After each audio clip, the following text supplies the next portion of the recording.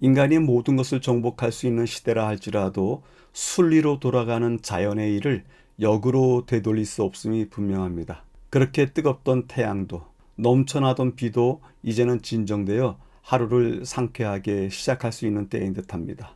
그런데 이렇다가도 자연의 발걸음이 어떻게 변할지 모르는 것이기 때문에 인간은 자연의 혜택에 대해서 단지 감사하며 살아가야 할 듯합니다. 일주일 동안 평안하셨는지요? 우리 신앙의 일도 마찬가지인 듯합니다. 평안하던 날이 나타나지 않던 그리고 감추어져 있던 것들이 뜻하지 않게 드러나므로 혼란에 빠질 때가 있습니다. 비록 우리 삶의 특별한 경우이기는 하겠지만 그러한 때일지라도 그동안 마음에 쌓아둔 인내와 지혜 그리고 하나님을 기다리는 신뢰심으로써 어렵던 일들을 잘 매듭지시기를 기대해 봅니다. 이번 주 제13과의 제목은 화평을 이루라입니다. 제목은 다소 의외의 이야기를 한다고 보이는데요. 이번 주가 전신갑주 중에 어떠한 병기들을 취해야 할지를 알려주면서 그 특성들 하나씩 밝히고 있는데 화평을 이루라고 이야기를 합니다. 전쟁터에 나갈 준비를 하는 병사들에게 화평을 이루라 라고 하는 명령은 서로 맞지 않기에 의아한 생각이 들게 됩니다. 나라들 간의 전쟁이 땅을 빼앗고 상대 백성들을 포로잡고 죽이는 것이라고 한다면 바울의 전쟁은 다른 배경에서 말하는 것이 분명합니다. 과연 성경 본문에 어떤 말씀들이 있기에 이러한 제목을 붙였는지 살펴보도록 하겠습니다. 제13과의 기억절입니다. 모든 것 위에 믿음의 방패를 가지고 이로써 능히 악한 자의 모든 불화살을 소멸하고 구원의 투구와 성령의 검 곧 하나님의 말씀을 가지라. 3기 교과도 다음 주 14과를 마치면 정리되는데요. 저자의 입장에서 13과에서 성경 본문 마지막 내용을 다루고 예배소서를 끝맺음하고 있습니다. 13과를 대하는 저자는 어떻게 정리하면 좋을까라고 생각했을까요? 저자는 한 기 동안 전환기별이 기독교적 윤리관이나 세계관이나 신앙관이 아니라 우리 생활과 삶에 적용시킬 윤리, 세계 그리고 신앙에 대해서 권면하였다고 말합니다. 즉 우리가 변해야 된다고 말을 할 때 그것은 변론과 주장을 통해서 어떻게 생각하는지를 정하는 것이 아니라 생활과 태도로서 어떻게 행해야 될 것인지를 결정하고 행동하는 일이라고 말하고 있습니다.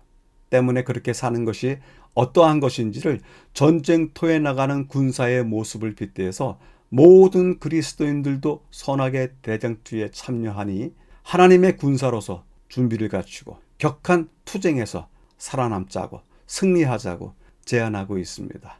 고대 군사들의 무장한 병기 하나하나가 그들을 살린 것처럼 하나님의 군사로서 그리스도인들도 준비해야 하는 일이 동일하다며 군사가 준비한 전신갑주의 하나하나를 하나님 나라의 병기로서 설명하고 있습니다. 기억절 말씀을 간략하게 줄여보도록 하겠습니다. 믿음의 방패와 구원의 투구 그리고 성령의 검을 가지라. 매일의 주제입니다. 일요일 교회 하나된 군대, 월요일 허리띠와 흉배, 화요일 평화의 복음을 전하는 신, 수요일 방패 투구 검, 목요일 전쟁의 승리를 위하여 기도하라. 이번 주의 주요 내용은 보시는 바와 같이 군사들이 사용하는 병기입니다. 군사들이 사용하는 병기의 활용이 무엇인지 살펴보고요. 또 그것이 그리스도인 군사들에게는 어떤 의미가 있는지 다루고 있습니다. 본문의 5주제를 구분하여 재구성해 보도록 하겠습니다. 첫째 날은 군대에 대한 이야기를 하는데요. 우리는 모두 하나 된 군대이다 이렇게 이야기합니다. 특별한 이유가 있기 때문에 하나 된이라고 하는 단어를 붙였습니다. 월요일과 화요일과 수요일 날은 허리띠, 흉배, 신, 방패, 투구, 검, 바로 전신갑주에 대한 이야기입니다. 전사가 전쟁터에 나가기 위해서 준비해야 될 병기들, 그것들을 준비하라고 월, 화, 수 말씀하시고요. 목요일 날은 제일 중요한 일이 있다. 전쟁의 승리를 위해서 기도하는 것이다. 말씀 주시고 계십니다. 전체 배경을 확인해 보도록 하겠습니다. 전체 배경에 나오는 중심어를 찾아보도록 하겠습니다. 왕궁 무기고로 안내되어 그분의 병기고에 그리고 하나님의 병기고는 동일한 단어가 나오는데 무기들을 모아두는 병기고 선악의 대쟁투 싸움을 할 때 우리에게 없는 무기가 없다. 하나님의 병기고에 모든 것이 다 준비되어 있다. 이야기를 하고 있는데요. 세 구역으로 나눠보도록 하겠습니다. 첫 번째 구역입니다. 존 버년이 감옥에 있을 때 썼던 종교 고전, 철로 역정에 대한 이야기를 하고 있습니다. 그 철로 역정에 대한 이야기를 잠깐 드리도록 하겠습니다. 철로 역정은 매우 많은 언어와 번역본으로 출간되어 있는데요. 그 중에 한 책의 표지 그림입니다. 철로 역정의 원래의 뜻이 순례자의 나아감이라고 번역할 수 있겠기에 순례자의 모습이 그려져 있는 책 표지 그림을 택했습니다.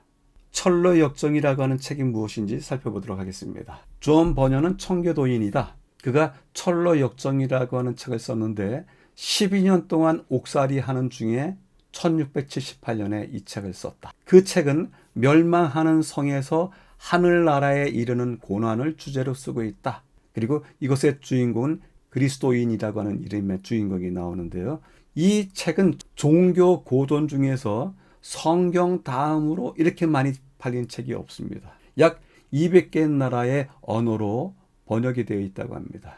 이 책 안에는 종교적인, 우화적인, 문학적인 그 모든 분야를 다 녹여서 이 작품을 썼다고 하고요. 한국 근대 소설 중에서 첫 번역 소설집이라고 이야기를 합니다. 순례자인 그리스도인, 그에 대한 이야기를 써나가면서 하나님의 병기고에 대한 이야기를 합니다. 그래서 여러분들에게 또 다른 책 표지를 보여드리고 있는데 그리스도인이 지금 투쟁하는 모습으로서 방패도 들고 있고 검도 들고 있고 그리고 흉배도 차고 있는 모습을 어렴풋하게 볼 수가 있습니다.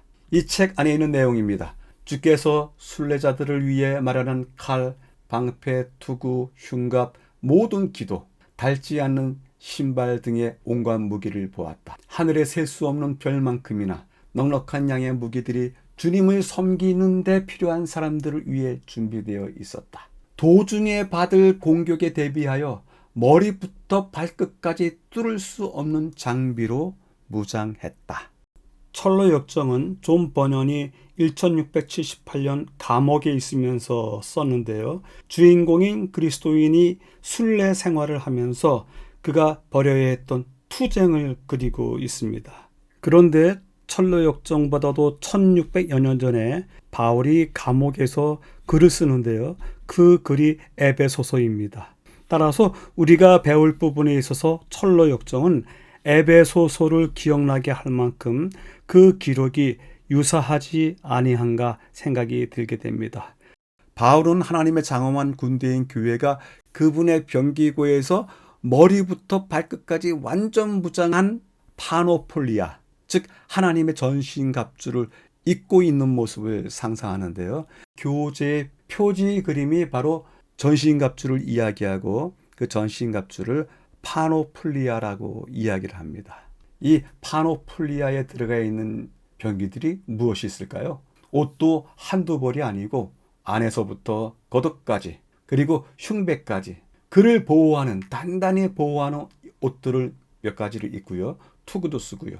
또 가죽 신발도 신고요. 여러 가지 모양을 우리가 지금 보고 있습니다. 하나님의 병기고는 그분의 군대의 모든 병사들이 머리부터 발끝까지 북방강철로 옷을 입을 수 있도록 그렇게 준비되어 있다. 여기에 나와 있는 머리부터 발끝까지 북방강철로 옷을 입고 써져 있는 표현은 철로역정 1권 4부에 나오는 표현입니다. 북쪽 지방에서 만들어진 강철이라 단단하다. 이런 의미를 갖고 있다고 합니다. 하나님의 이름으로 평화를 향해 출정할 수 있게 하는 최상의 무기, 하나님의 병기구에 넉넉히 보유하고 있다. 그러기에 그리스도인들, 철로 역정에 나오는 그리스도인들처럼 오늘을 사는 여러분들이 하나님의 병기구를 찾아야 되지 않을까 이야기를 하고 있습니다. 전체 배경을 요약해 보도록 하겠습니다. 그리스도인의 생애를 위해서 준비할 것이 있다. 전신갑주를 준비하라. 그리고 그 전신갑주는 하늘 병기고의 최상의 무기들로서 준비되어 있다. 그래서 한번 여쭤봅니다. 우리가 그리스도인으로 살아가면서 투쟁해야 한다. 다퉈야 된다. 악과 싸워야 된다. 그렇다면 가장 시급하게 준비할 것은 무엇인가? 여러분들이 스스로 한번 자문자답해 보시게 되기를 바랍니다. 첫째 날입니다. 교회 하나된 군대. 중요한 단어들을 찾아보도록 하겠습니다. 병사들의 협력이 필요하다. 함께 싸우는 것. 그리고 연합된 군대. 첫째 날에는 대쟁투에 들어서면서 우리 모두가 하나 되어야 된다. 협력하면서 함께 연합하는 군대가 되어야 된다. 그것이 교회이다. 이렇게 강조하고 있습니다. 왜 이것을 강조할까요? 본문을 살펴보도록 하겠습니다. 첫 번째, 바울은 교회가 벌이는 전쟁이 어떤 것인지를 말하고 있는데 신자들 개개인이 영적 싸움을 하는 것인가? 아니면 교회가 집단으로서 악에 대항하는 전쟁인가? 그렇게 물어보고 그것에 대해서 대답하고 있습니다. 고대 전쟁에서 승리는 병사들의 협력, 특히 전투가 한창일 때 병사들이 서로를 돕는 것에 그 승리가 달려있다. 전투에서 개인주의는 패배하는 미개 종족의 전사들이 범하는 특성에 불과하다. 어떻게 전쟁에서 개인주의가 있을 수 있을까요? 마찬가지입니다. 교회가 벌이는 선악의 대쟁투에서도 개인주의가 있을 수 없습니다. 그런데도 우리가 간혹가다 이야기하기를 구원은 하나님과 나 사이의 1대1 관계야. 그러니 나를 상관하지 마라. 들을 때가 있는데요. 그럴 때면 마음이 먹먹해집니다. 두 번째 문단에서 이야기하는 것은 악에 맞서 함께 싸우자. 고대 전쟁에서도 맞서 함께 싸우는 것이 중요하게 다루어졌던 것처럼 우리 그리스도인들이 싸우는 싸움에서도 함께 맞서서 싸우는 것이 중요하다. 그래서 에베소서 6장 10절에서부터 20절까지 나오는 이야기를 다음과 같이 요약해 볼 수 있습니다. 교회 공동체를 위해 보낸 편지 글의 정점에 있다. 그런 에베소서를 바울이 어둠의 적들과 싸우는 고독한 그리스도인 전사의 모습으로 마무리하는 것은 부적절할 것이다. 그렇지 않다. 고독한 그리스도인 전사. 표현은 멋있는데요. 절대로 그리스도인의 싸움에 있어서의 고독한 전사는 없습니다. 성경에 성자라고 하는 표현은 없습니다. 성도는 있지만 성자는 없습니다. 성자는 한 개인을 이야기하고 성도는 도자가 무리 도자이기 때문에 군대를 묘사하고 있습니다. 두 번째, 모든 성도를 위해 기도하라 라고 하는 표현을 통해서 그리스도인의 형제애를 가지고 이 싸움을 싸워라 강조하고 있습니다. 그리고 무엇보다도 우리 에베소서 초반에 악의 세력들에 대해서 말을 할 때 바울은 그 상대가 우리 한 개인으로서의 신자 아니고 교회인 것을 언급하고 있습니다. 이는 이제 교회로 말미암아 지혜를 알게 하려 하심이라. 3장 10절에 그런 말씀을 쓰시고 계시는데요. 그래서 교회는 하나된 군대로서 이 싸움을 싸워야 된다. 강조하고 있습니다. 바울이 이제까지 그리스도의 몸, 하나님의 성전, 그리스도의 신부 이런 방식으로 교회에 대해서 은유해 왔거든요. 근데 이제는 하나님의 군대로서 교회를 묘사하면서 마무리합니다. 우리는 악과의 전쟁의 마지막 단계인 악한 날에 다가서고 있습니다. 하나님에 대한 우리의 헌신이나 그리스도의 동료 군인으로서의 서로에 대한 충의를 흐트러뜨릴 때가 아닙니다. 오히려 한 형제로서 이 싸움을 격려하고 함께 발걸음을 맞춰야 된다고 거듭거듭 바울이 이야기하고 있습니다. 교훈의 말씀입니다. 그리스도와 연합하는 것은 성도 상호 간에 연합하는 접착제를 만드는 것이다. 성도들이 이와 같이 하나된 모습은 그리스도의 위엄과 덕 그리고 죄를 지고 가시는 그분의 능력을 세상에 보여주는 가장 설득력 있는 증거이다. 매우 중요한 교훈을 주시고 계십니다. 첫째 날을 요약해 보도록 하겠습니다. 하나님의 군사들 서로를 돕는다. 홀로 싸우는 것이 아니라 군대이다. 교회는 서로에게 헌신하고 충성하라. 우리는 서로를 돕는다. 우리는 군대이다. 우리는 서로에게 관심을 갖고 헌신하고 충성한다. 때문에 여쭤봅니다. 나는 나의 교회라고 부르는가? 우리 교회라고 부르는가? 요약하면서 읽었던 내용들을 확인하면 분명합니다. 여러분들의 대답을 다시 한번 기다려 보도록 하겠습니다. 둘째 날입니다. 허리띠와 흉배. 중요한 단어들을 찾아보겠습니다. 허리를 묶어야 했다. 진리로 옷을 입어라. 갑옷이나 흉배는 둘째 날에서는 한 병사가 전쟁터에 나가는 입장에서 자기 몸에 걸쳐야 되는 가장 기본적인 것들에 대해서 이야기를 하고 계신데요.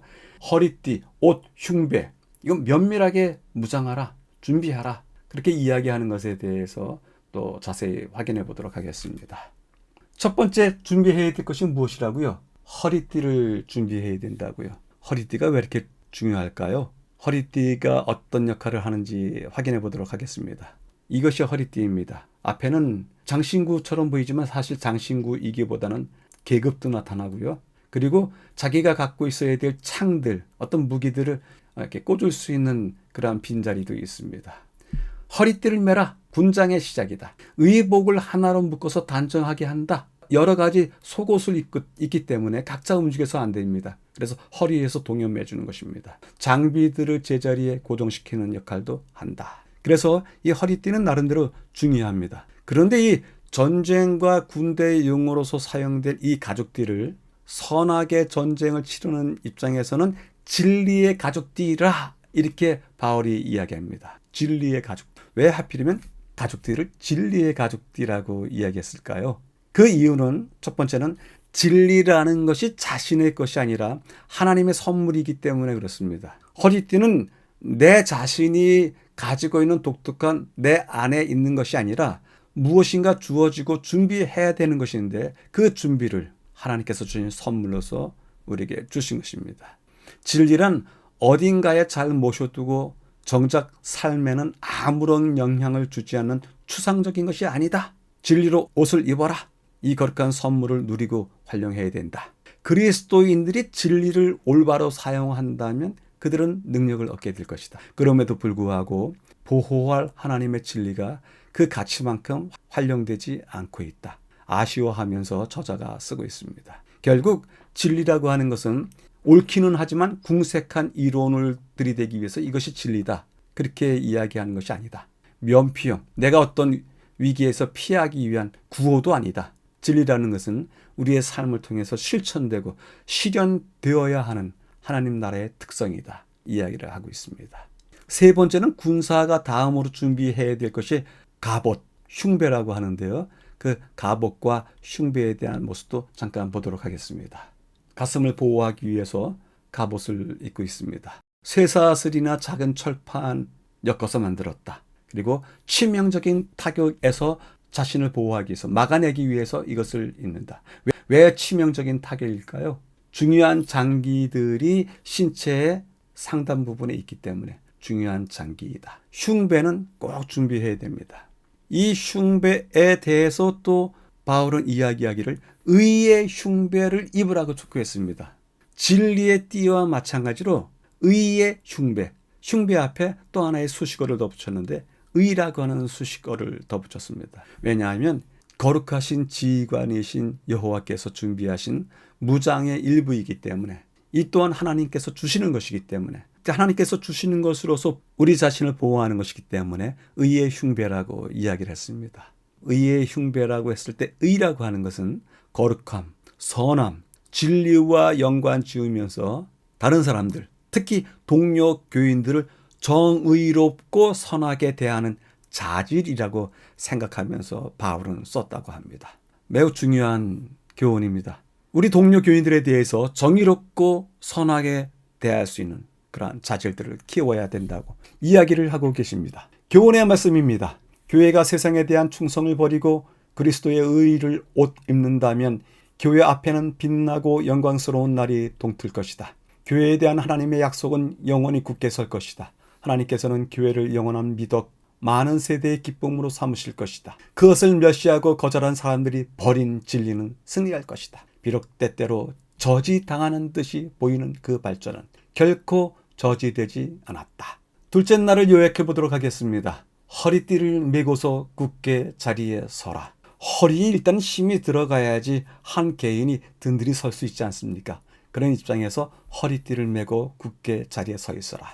진리, 그것은 말이 아니라 삶의 실천으로서 간직해야 될 것이다. 진리는 우리가 허리를 숙이기만 해도 땅바닥에 널려 있다. 그런 격언이 있습니다. 중요한 것은 진리는 우리가 삶의 실천으로 행하는 것이다 라고 하는 것을 알려줍니다.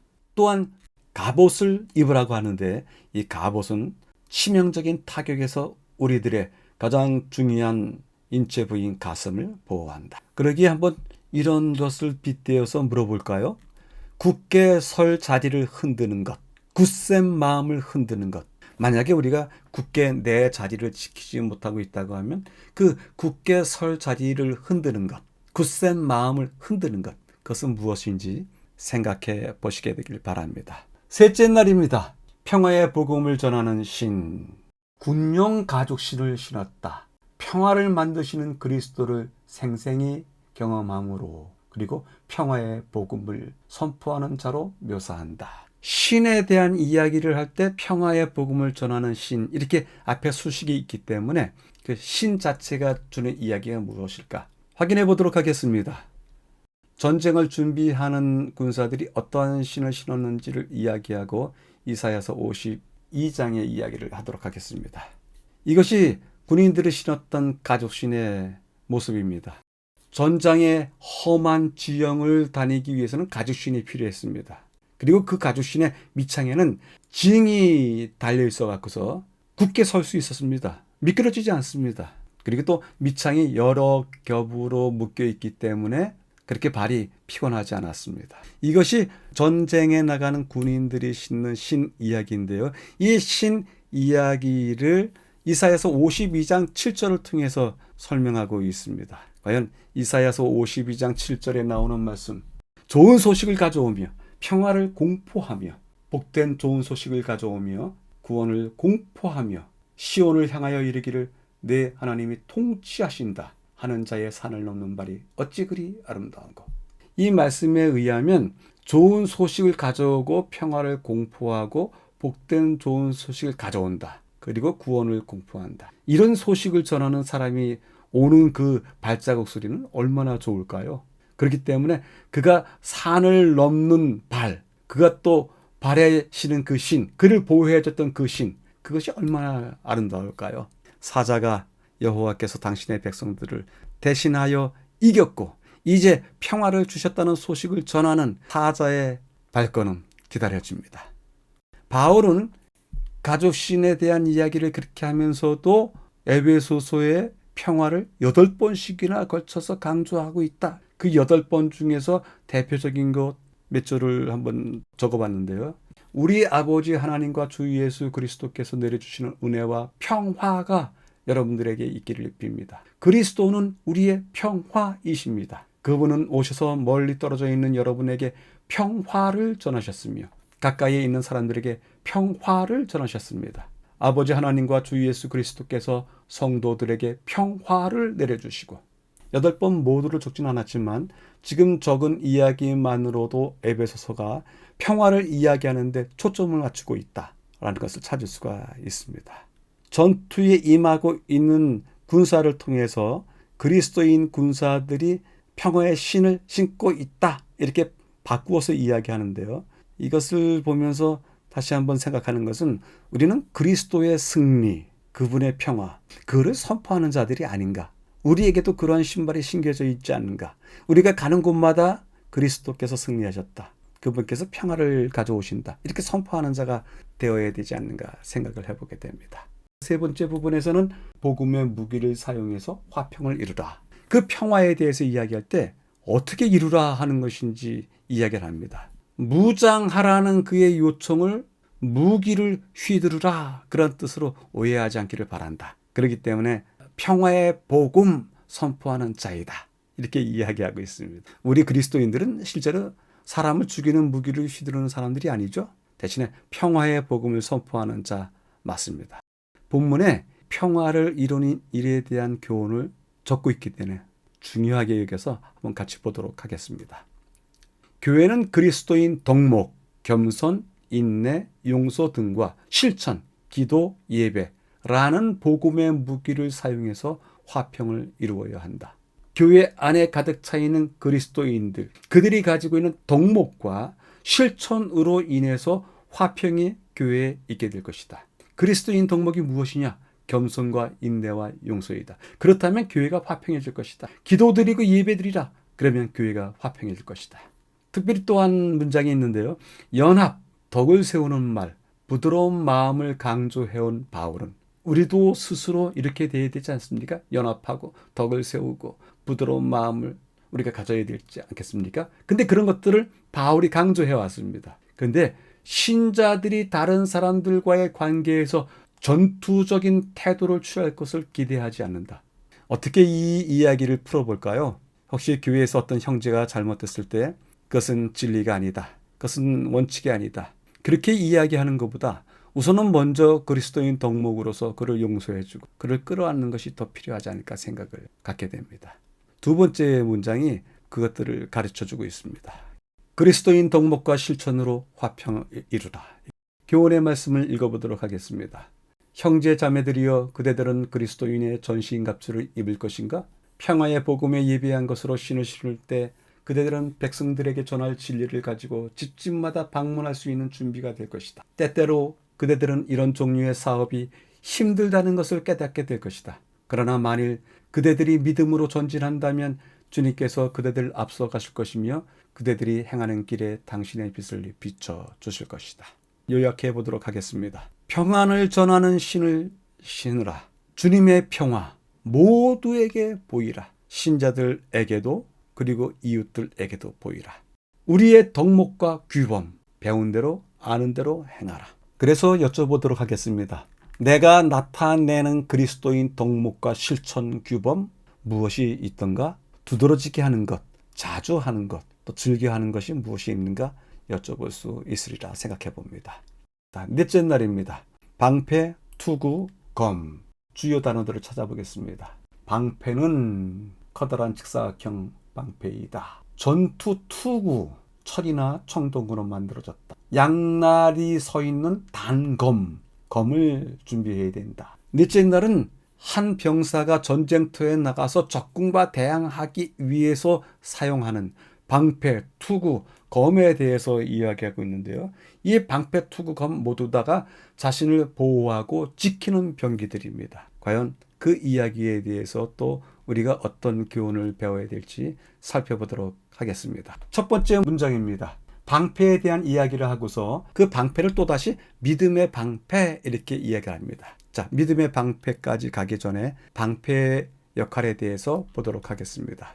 지금 아주 멋있는 그림이 있는데요. 특별히 성경 본문에 나와 있는 불화살을 소멸하는 방패이다. 이 표현 때문에 불화살이 날아오는 모습을 보여드렸는데요. 이 방패는 나무에다가 가죽을 입혔습니다. 그 위에다 역청으로 덧입혔습니다. 때문에 아주 단단해서 화살도 뚫을 수가 없다고요. 왜냐하면 가죽도 가죽이지만 역청이 단단한 보호막을 형성합니다. 그래서 불화살도 막아낸다고요. 그리고 방패가 약간 끝쪽으로 휘어졌기 때문에 측면에서 오는 공격도 막아내기가 용이하다. 방패가 여러 모양으로 한 군사의 생명을 지키고 있는 것입니다. 근데 이 방패에 대해서 믿음의 방패 이렇게 이야기합니다. 믿음의 방패. 바울의 설명에 의하면 구약 성경에 하나님께서 당신의 백성을 보호하시는 그 하나님에 대한 상징으로 하나님은 우리의 방패시요 이렇게 방패에 대해서 사용한 것이 많이 나오는데 그것을 인용한 것이다. 믿음의 방패를 붙잡고 있는 것은 믿는 자들을 대신하여 싸우시고 최고의 무기를 공급하시고 승리를 보장하시는 하나님을 신뢰하는 가운데 이 우주적인 전투에 참여하고 있다는 것을 나타내는 것이다. 맞습니다. 믿음을 가지고 방패를 들지 아니하면 이 전쟁에서 이 방패도 뚫리지 않을까 두려워하게 될 것입니다. 하나님이 우리에게 주시는 방패, 하나님은 우리의 방패이십니다 했을 때 그 방패 대신 하나님, 그 하나님에 대한 신뢰심으로 우리가 전쟁에 나서게 되는 것입니다. 두 번째는 구원의 투구라고 썼는데요. 투구 그냥 쓰면 되는데 구원의 투구 이렇게 썼습니다. 우선은 투구가 어떻게 생기는지 보도록 하겠습니다. 철이나 청동으로 만들어진 투구입니다. 필수 제품입니다. 가장 중요하다고 생각하면 어떨까요? 그 머리를 보호해야 됩니다. 그리고 투구는 머리뿐만 아니라 이마 그리고 목 자체도 보호하는 역할을 했습니다. 근데 이 투구를 이야기하면서 구원의 투구 이렇게 썼습니다. 이 구원의 투구는 우리가 지금 구원받고 있다라는 것을 상징하고 있습니다. 부활하시고 승천하시고 높임받으신 그리스도와 연결된 신자들은 지금 구원을 받고 있다. 오늘 구원을 받고 있다. 구원의 투구를 쓴다는 것은 그 시대에 흔했던 영적 권세에 대한 두려움을 거부하고 대신 그리스도의 절대적인 능력을 신뢰한다는 것을 의미했습니다. 매우 소중한 교훈입니다. 그리고 이제 마지막으로 준비해야 되는 것이 무엇이라고요? 검인데 그 검은 또 성령의 검 이렇게 표현을 했는데요. 검을 보도록 하겠습니다. 검이야 우리가 쉽게 볼 수 있는 그러한 병기인데요. 전쟁의 결과 승리하는지 패배하는지 그것을 이끄는 최후 병기입니다. 어느 고지나 어느 도시를 점령하려면 마지막으로 적군과 마주 싸워서 이겨야 됩니다. 그 마지막 싸움의 병기가 검입니다. 자신을 보호할 뿐 아니라 상대를 이기는 수단입니다. 상대의 검과 나의 검이 불꽃을 튀기면서 맞부딪힙니다. 여기에서 전쟁의 결과가 갈립니다. 그리스도인의 삶의 결과도 여기서 갈립니다. 그렇기 때문에 이 검을 표현하기를 성령의 검이라 이렇게 말씀을 주시는데 우리가 잘 알고 있습니다. 성령의 검, 즉 하나님의 말씀을 말한다. 바울은 지휘관으로서 앞으로 나아가는 신성한 총사령관에 대한 희망과 승리에 대한 약속, 그것이 있다. 그러면서 군사를 소집합니다. 신성한 총사령관이 누구예요? 주님이시죠. 그분이 주시는 희망이 있다. 이 전쟁에 대한 희망이 있다. 이 전쟁은 승리할 것이다. 그러면서 그런 약속을 말하면서 군사를 소집합니다. 하나님의 말씀을 우리가 주요 무기로 삼아야 하는 것입니다. 하나님의 말씀, 성경에서 찾을 수 있는 복음의 광범위한 약속들, 그것이 다 하나님의 말씀입니다. 주님께서 하셨던 말씀처럼 우리가 떡으로 살 것이 아니라 하나님의 말씀으로 살 것이라. 전쟁에서도 그 표현은 유효합니다. 교훈을 살펴보도록 하겠습니다. 하나님께서는 세상에 있는 악에 맞서서 성공적으로 싸울 수 있는 풍부한 수단들을 마련해 놓으셨다. 성경은 우리가 전쟁을 위한 장비를 갖추어야 할 병기고이다. 우리의 허리는 진리로 띠를 띠어야 한다. 우리는 의로 흉배를 삼아야 하고 믿음의 방패를 들고 구원의 투구를 쓰고 하나님의 말씀인 성령의 검을 가지고 죄악의 장애물과 철조망을 해치고 나아가야 한다. 우리에게 큰 격려를 주는 말씀이십니다. 넷째 날을 요약해 보도록 하겠습니다. 방패, 하나님께서 우리를 보호하신다는 것을 기억하라. 투구, 내 존재의 가치가 엄청나다. 그것을 기억하라. 내 머리를 보존하라. 단검, 그 단검으로 우리는 최후의 승리를 얻기 위해서 싸우는 것이다. 너희들의 인생에 하나님의 말씀으로 단단히 쥐고 있어라. 너희들 인생을 하나님의 말씀으로 채워라. 그리고 싸워라. 넷째 날은 병기들에 대한 마지막 정리를 하고 있는데요. 그래서 여쭤봅니다. 병기들, 전인적인 싸움의 치열함, 그것을 이야기하는데요. 여러분들은 정말 전인적인, 우린 모두를 다 투자한 그러한 치열한 전쟁을 준비하고 계신지요? 아니면 내게 침이 남는 어떤 일정한 부분에 대해서만 내가 전쟁 준비를 하고 나머지는 지쳐 쓰러져 있는지요? 우리 모든 것을 다 동원해서 전인의 힘을 다 동원해서 이 싸움을 싸워야 하리라 생각을 합니다. 다섯째 날입니다. 전쟁의 승리를 위해서 기도하라. 내용입니다. 기도의 요청을 자신을 위한 그리고 가장 감동을 주는 기도는 무엇입니까? 여쭤보고 있습니다. 기도에 대한 이야기를 계속하고 있습니다. 그래서 다섯째 날은 전쟁에 나가는 병사의 최종 병기, 기도 때문에 기도하라. 이렇게 이야기를 하고 있습니다. 첫 번째 부분에서 이야기해 보도록 하겠습니다. 고대 전쟁터에서 흔한 관행이었다. 무엇이 흔한 관행이라고요? 신의 가호를 비는 것, 요청하는 것. 비록 군사적인 표현이지만 이 표현은 오늘날에도 동일하다. 그래서 전쟁터에 나가 있는 군사가 할 수 있는 마지막 위로, 격려, 그리고 자신의 무기는 무엇이라고요? 기도하는 것입니다. 때문에 6장 18절에 모든 기도와 간구를 하되 항상 성령 안에서 기도하고 이를 위하여 깨어 구하기를 항상 힘쓰며 여러 성도를 위하여 구하라. 가장 좋은 기도에 대한 정의는 이것이더라고요. 기도는 하나님을 바꾸는 것이 아니라 기도하는 자를 바꾸는 것이다. 우리 모두가 기도함으로써 우리 자신을 바꾸는 그러한 경험들을 하시게 되길 바랍니다. 구약 성경에도 신의 가호를 비는 그러한 역사가 있었습니다.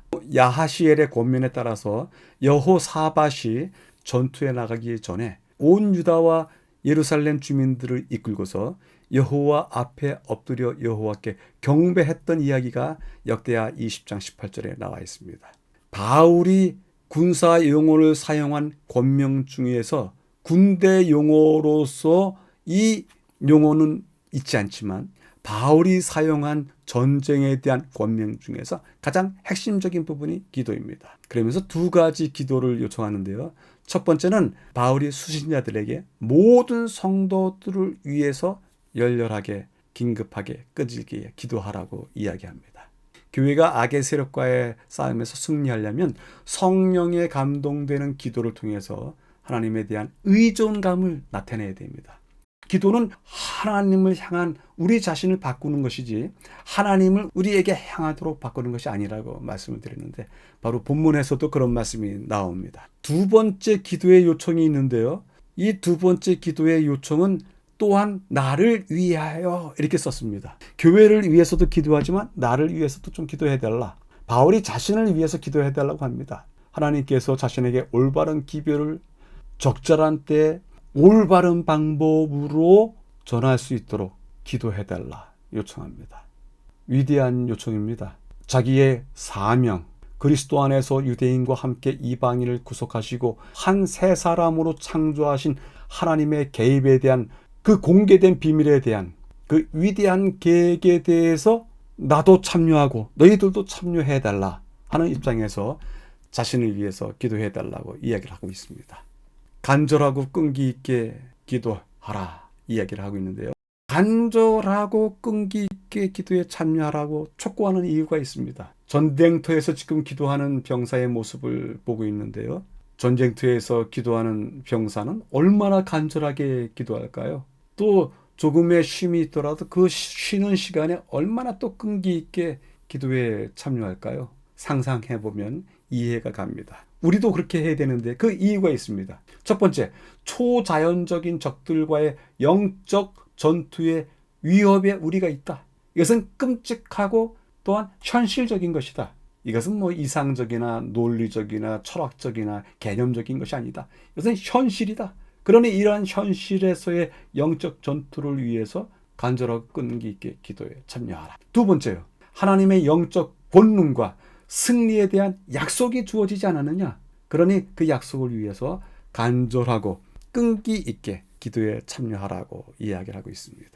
교훈의 말씀을 보도록 하겠습니다. 그들은 신앙의 경험을 가진 자들과 하나님의 약속을 믿는 믿음을 가진 자들에게 그들을 위하여 강한 구원자에게 간구해달라고 애원해야 한다. 그것은 치열한 싸움이 될 것이다. 사탄은 이 사람들을 지배해온 그의 악한 사자들을 증강시킬 것이다. 그러나 만일 하나님의 성도들이 크게 겸비한 마음으로 금식하고 기도할 것 같으면 그들의 기도는 승리하게 될 것이다. 예수님께서는 거룩한 천사들을 명령하여 사탄을 저항하게 하실 것이다. 다섯째 날을 요약해 보도록 하겠습니다. 전쟁에서 신의 가호를 청하는 것은 당연하다. 우리도 전쟁 중에 있다. 그러니 하나님께 기도해야 되지 않겠는가? 내 자신과 너를 위해서 기도할 필요가 있다. 나는 너를 위해서 기도하고 나는 또 너에게 나를 위해서 기도해달라고 요청하고 이것이 서로에게 필요하다. 왜냐하면 우리는 현실적인 끔찍한 그리고 악몽과도 같은 그러한 영적인 싸움을 하고 있는 중이다. 그럼에도 불구하고 언약의 말씀에 승리가 허락되어 있다. 이 두 가지를 기억하는 입장에서 우리가 이 전쟁에 기도로서 참여하자 이야기를 하고 계십니다. 그래서 여쭤봅니다.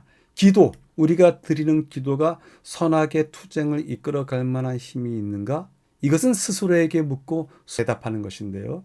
우리 자신이 우리의 삶의 모습을 보면서 이 질문에 대해서 답해 보시게 되길 바랍니다. 여섯째 날입니다. 더 깊은 연구를 위하여 두 곳에 체크를 하겠는데요.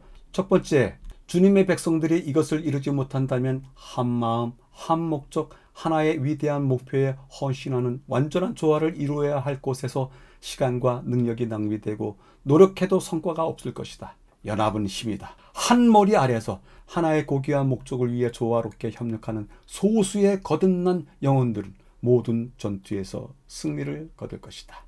사신은 일반적으로 자신의 직임을 나타내는 사슬을 목에 걸기에 바울이 사슬에 대해 언급한 것은 반어법일 수 있으며 그는 자신의 사슬의 의미를 구별을 위해서 착용하는 장식으로 여긴 것으로 볼 수 있다.